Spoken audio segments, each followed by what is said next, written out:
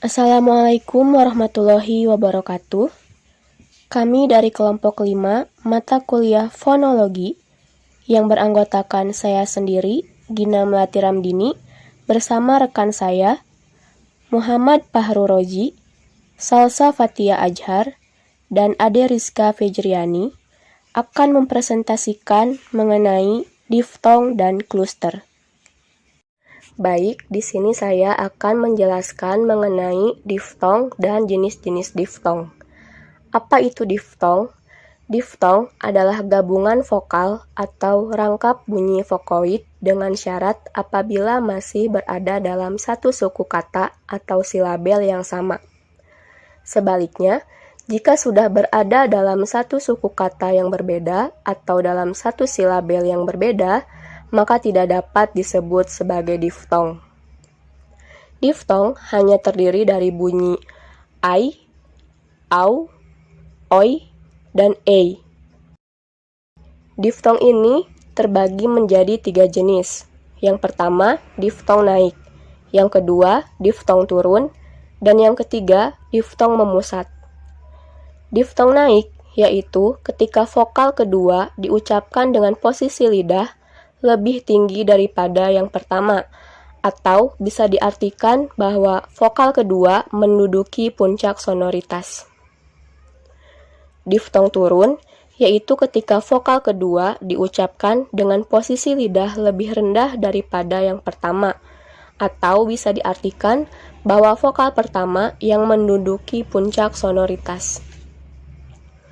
Diftong memusat yaitu terjadi ketika vokal kedua diacu oleh sebuah atau lebih vokal yang lebih tinggi, dan juga diacu oleh sebuah atau lebih vokal yang lebih rendah.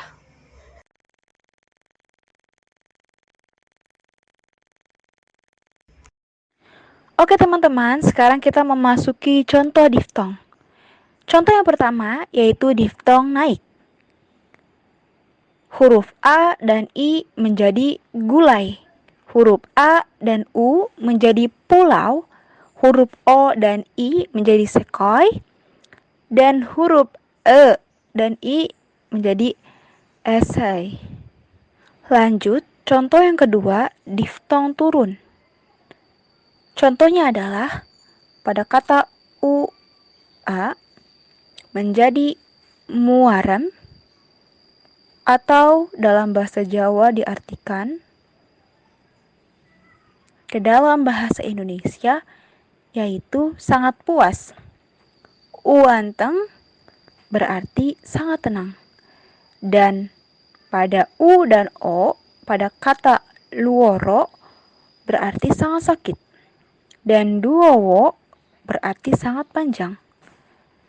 U dan E pada kata uelek sangat jelek, uenteng sangat ringan. U dan E pada kata uempuk sangat empuk dan luemu sangat gemuk. Lanjut, contoh diftong yang ketiga yaitu diftong memusat. Dalam bahasa Inggris ada diftong o, e seperti kata more dan kata floor. Ucapan kata more adalah more, dan ucapan kata floor adalah floor, dan ucapan kata there adalah there. Simak bagan berikut. Nah, selanjutnya kita memasuki catatan tentang diftong. Yang pertama, dalam literatur lain tentang diftong naik dan diftong turun bukan dilihat dari posisi lidah, melainkan dari sonoritasnya. Kalau vokal kedua sonoritasnya lebih tinggi, maka disebut diftong naik. Tetapi kalau lebih rendah, disebut diftong turun. Yang kedua, diftong tidak sama dengan deret vokal. Diftong merupakan satu kesatuan, sedangkan deret vokal merupakan 2 kesatuan. Sebagai contohnya, pada huruf A dan I pada kata lantai. Lantai ini termasuk diftong. Tapi pada kata mencintai itu disebut deret vokal. Dan kata au pada harimau itu disebut diftong, sedangkan pada mau adalah deret vokal. Baik, di sini saya akan menjelaskan tentang kluster. Gugus fonem atau kluster adalah dua buah fonem yang berbeda, tetapi berada dalam sebuah silabel atau satu suku kata. Berdasarkan KBBI, kluster adalah kelompok konsonan atau vokal yang terdapat dalam satu daerah ucapan. Dalam bahasa-bahasa tertentu, bunyi kluster atau konsonan rangkap dua atau lebih ini merupakan bagian dari struktur fonetis atau fonotaktis yang disadari oleh penuturnya. Oleh karena itu, pengucapannya pun harus sesuai dengan struktur fonetis tersebut. Sebab, kalau salah pengucapannya, maka akan berdampak pada pembedaan makna. Kluster dalam bahasa Indonesia sebagai akibat pengaruh struktur fonetis unsur serapan. Namun, pada umumnya, kluster bahasa Indonesia seputar kombinasi berikut. Kluster itu terbagi menjadi dua, ada kluster terdiri atas dua kontoid atau dua konsonan, dan yang kedua ada kluster terdiri atas tiga kontoid atau tiga konsonan. Nah, di sini saya akan menjelaskan tentang kluster terdiri atas dua kontoid atau terdiri atas dua konsonan.